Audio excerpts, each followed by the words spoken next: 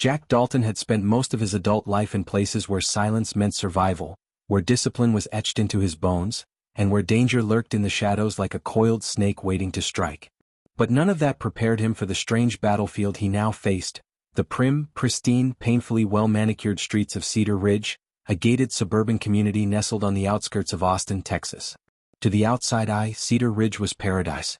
Rows of identical houses with freshly painted shutters, emerald green lawns trimmed to military precision, and neighbors who smiled wide but watched everything.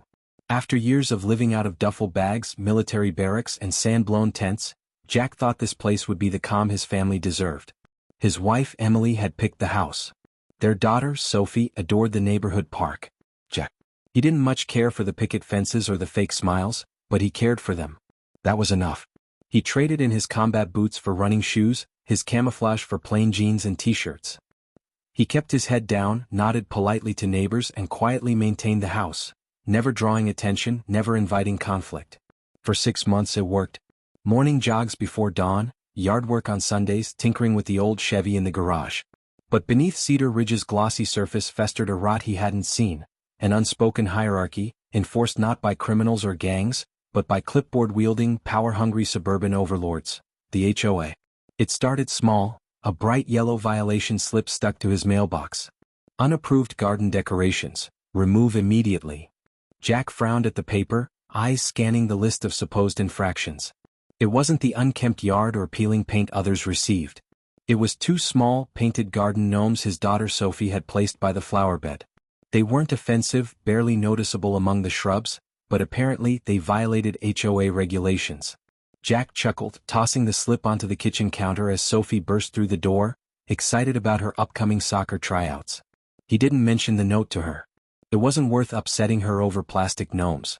The next day a letter arrived. More formal, more aggressive. Threats of fines. Demands for immediate compliance. Jack sighed, tucked the letter aside, and went on with his day. He figured a polite conversation with the HOA office would clear things up. After all, how much trouble could garden ornaments cause? The following afternoon he strolled into the HOA office at the community clubhouse. Air conditioning blasted the sterile lobby, where smiling photos of the HOA board members lined the walls. At the front desk sat a young woman tapping away at a keyboard, her expression neutral until Jack mentioned his name. Her eyes flicked upward, scanning him. "Dalton, right?" she said, reaching under the desk for a file. "You've got a few compliance issues." "I'd like to talk about those," Jack replied evenly. "Seems excessive for a couple of lawn decorations." She didn't respond, just motioned toward the conference room where 2 men waited. One wore a collared shirt stretched over a stocky frame, arms folded, sunglasses perched atop his buzzed head like a cheap crown. The other, leaner, wore a smug grin. Rick and Todd, as they introduced themselves, the self-appointed enforcers of Cedar Ridge's sacred covenant.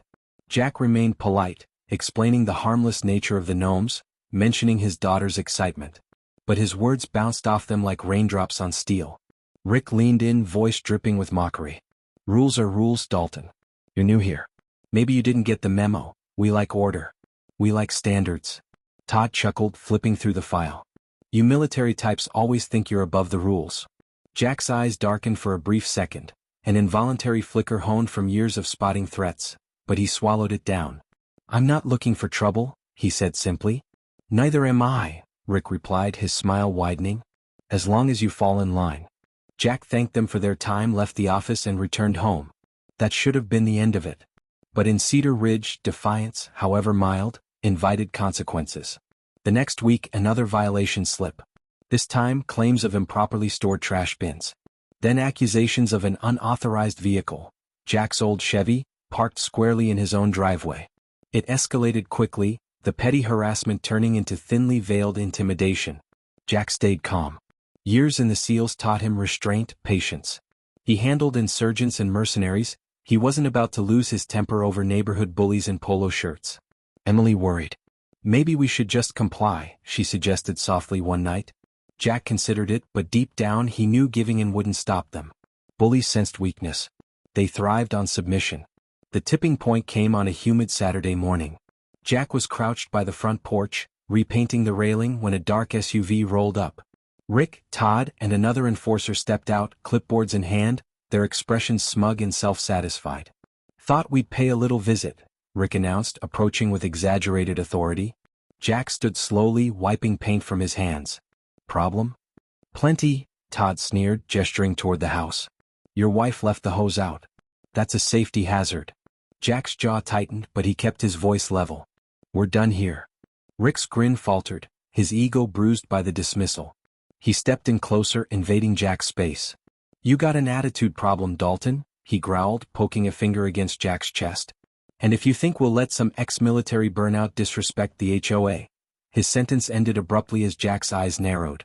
It was a look Rick had never seen before, a quiet, simmering, dangerous stillness. Jack didn't speak, didn't posture. He simply stood, the faintest ripple of tension beneath his frame, like a predator deciding whether to strike.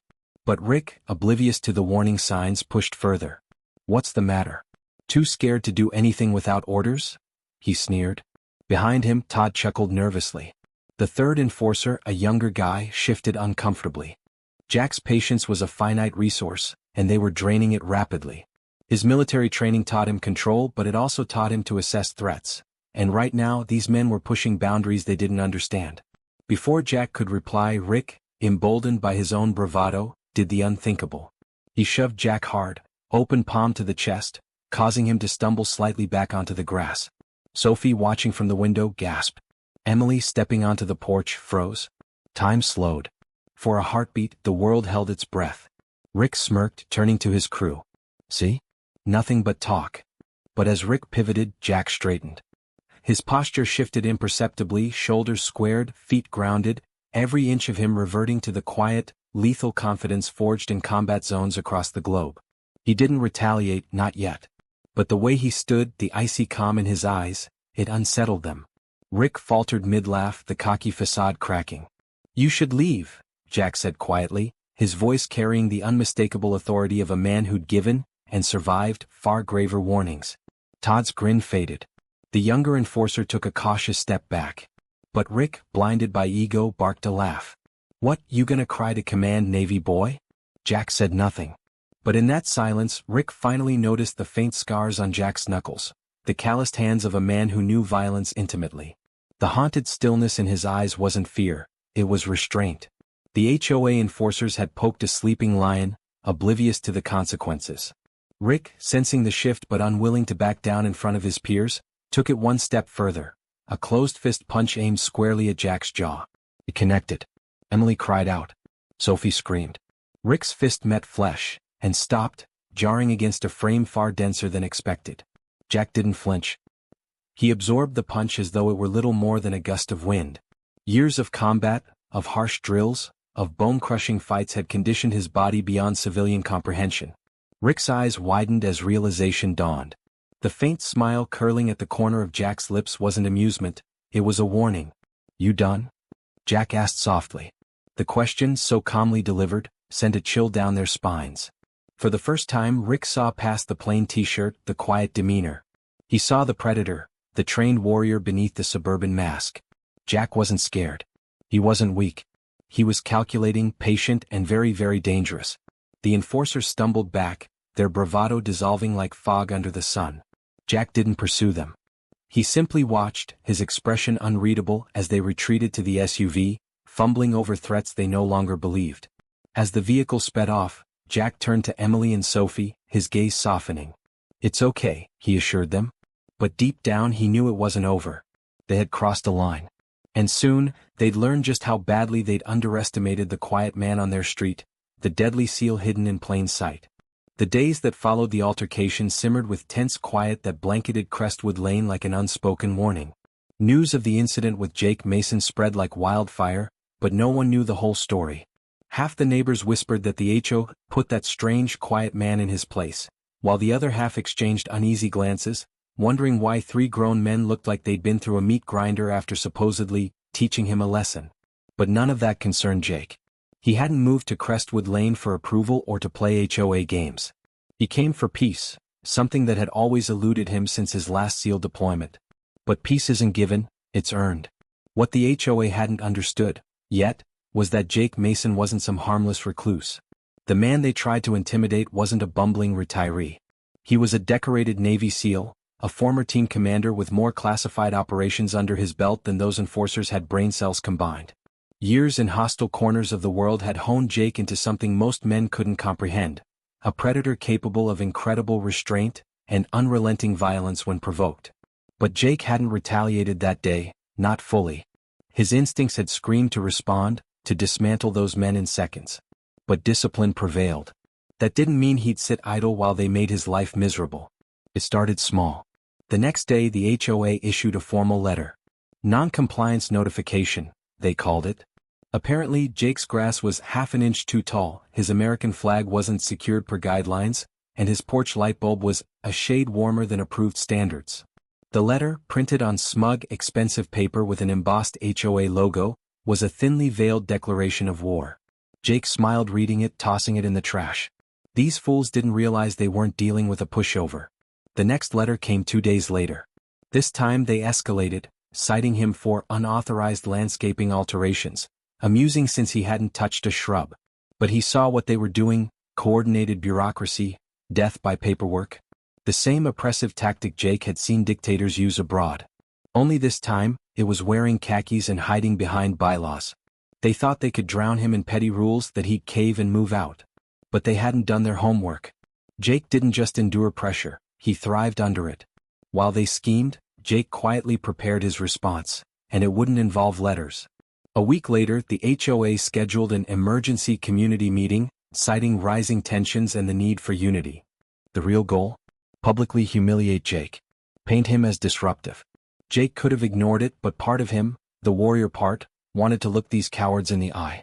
The meeting was held in the pristine clubhouse, designed to resemble a country estate, complete with chandeliers and framed mission statements about preserving community standards. The room buzzed with passive-aggressive energy as families gathered, some eager for entertainment, others cautious after hearing the rumors. The HOA board sat at the front like a tribunal. There was Greg Holloway, the self-important president with a receding hairline and expensive golf shirt, Linda Myers, the vice president with a legendary power complex, and Carl Simmons, the so-called security officer, one of the same enforcers Jake had dropped that day. Greg cleared his throat with the pomp of a man who'd never fought for anything real. "Ladies and gentlemen," he began, dripping with false concern, "it's come to our attention certain disruptive behaviors have occurred in our peaceful neighborhood. We're here to ensure order." His eyes drifted to Jake, seated near the back in faded jeans and a simple gray t-shirt, arms crossed, face unreadable. Several neighbors stole glances, their expressions ranging from curiosity to unease. Greg continued, "We respect everyone's right to live here, but we can't tolerate individuals who believe they're above the rules. Crestwood Lane is about community, respect, and order." Jake's patience thinned. He'd faced warlords, insurgents, and drug cartels. This wasn't even a warm-up. As the accusations poured in, Jake let them talk. He noted their body language, their misplaced confidence. They thought they were in control, but control is an illusion one Jake could dismantle in seconds. When they finally opened the floor, Jake stood. The room quieted.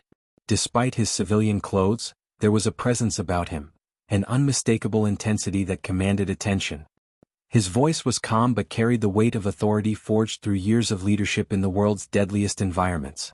"I moved here for peace," Jake began, scanning the room. "To mind my business. To heal. But some of you made it clear that's not acceptable. You want compliance. Control. You want to push people around who don't fit your mold." The room was still. Greg fidgeted, clearly regretting giving Jake the floor.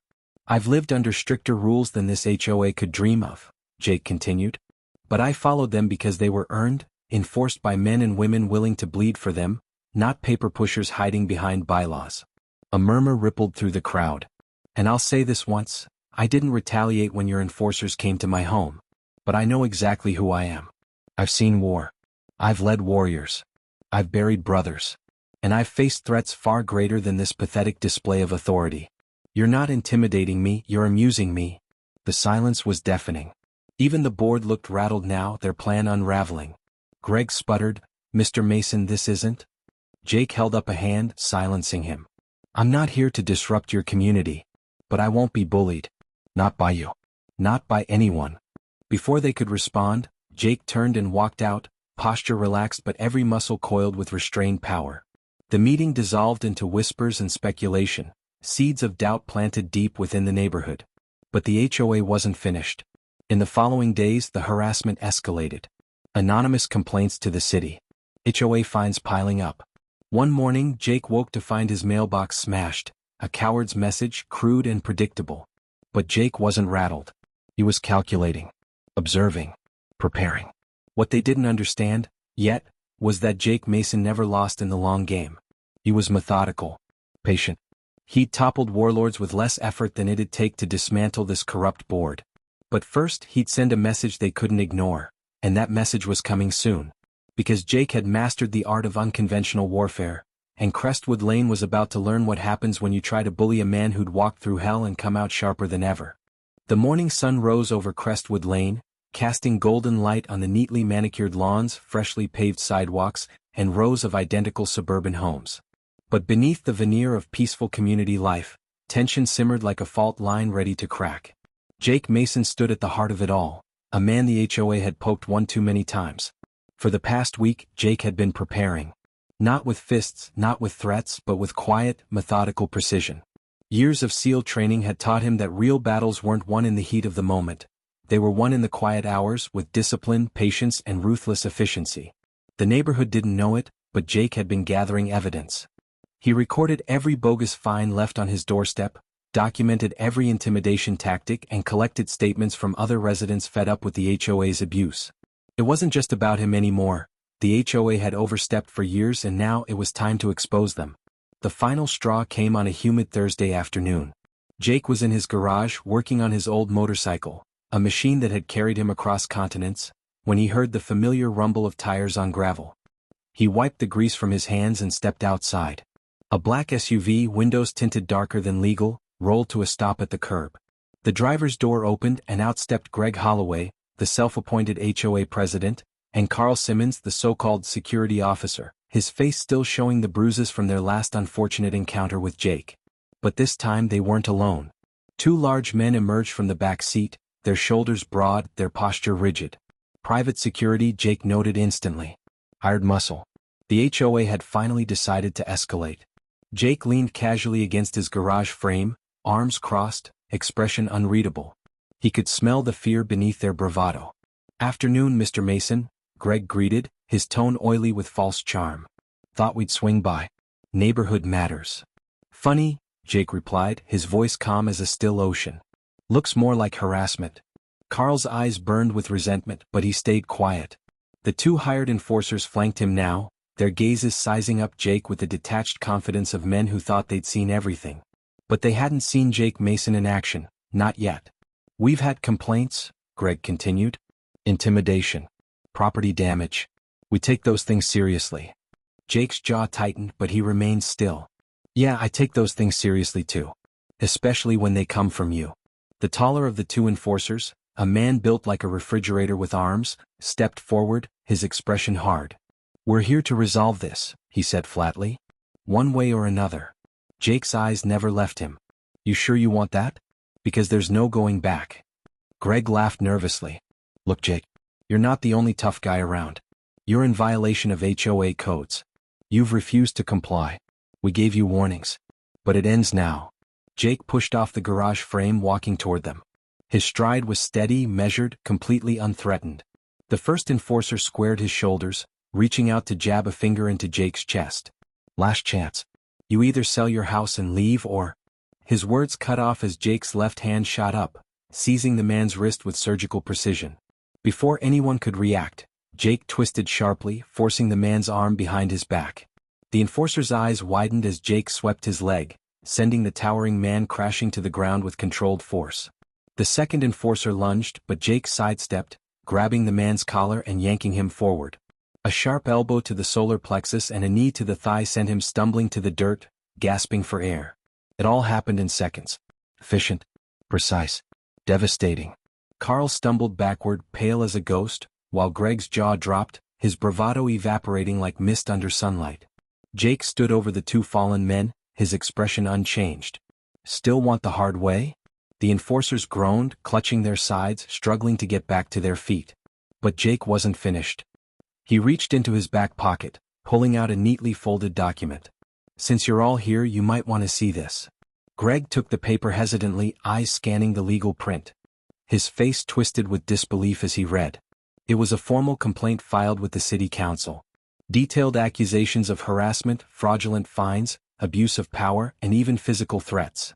Jake had gathered irrefutable evidence. Video recordings, photographs, witness statements. Everything. To top it off, a temporary restraining order had been granted against the HOA, prohibiting any further contact or intimidation tactics from Greg, Carl, or their cronies.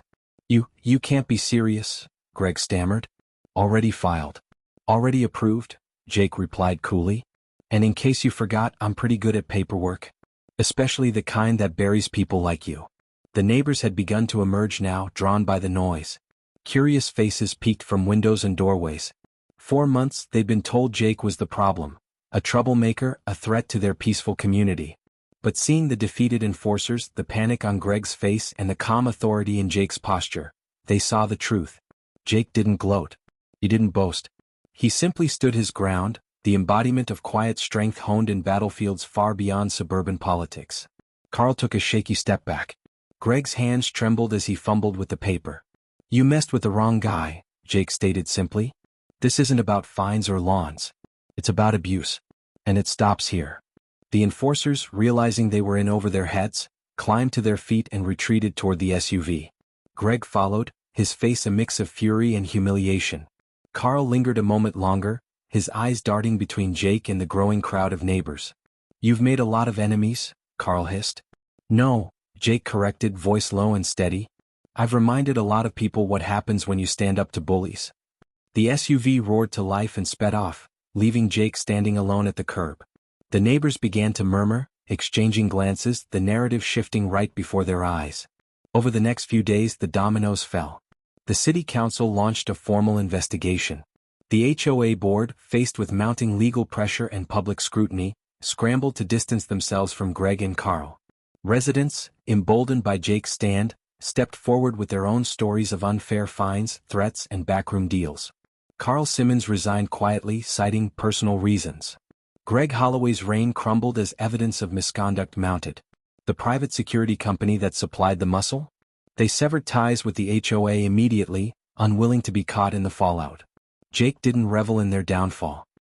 He simply returned to his quiet life, working on his motorcycle, tending to his modest garden, and occasionally chatting with neighbors who now viewed him with newfound respect. The stories of his SEAL background spread, but Jake neither confirmed nor denied them. He didn't need to. The scars on his knuckles, the precision of his movements, the unwavering calm in his eyes, they told the story for him. Crestwood Lane changed after that. The HOA, stripped of its power-hungry leaders, became what it was meant to be, a group that maintained the neighborhood without trampling its residents. The petty fines stopped. The threats vanished. And the community, once ruled by fear, began to heal. As for Jake Mason, he finally found what he'd been searching for all along, not the quiet submission of weak men, but peace earned through quiet strength. And though the battles he'd fought overseas were behind him, his greatest victory came not on foreign soil, but right here in the heart of suburbia, where bullies thought they could rule, and learned the hard way that real warriors walk among them.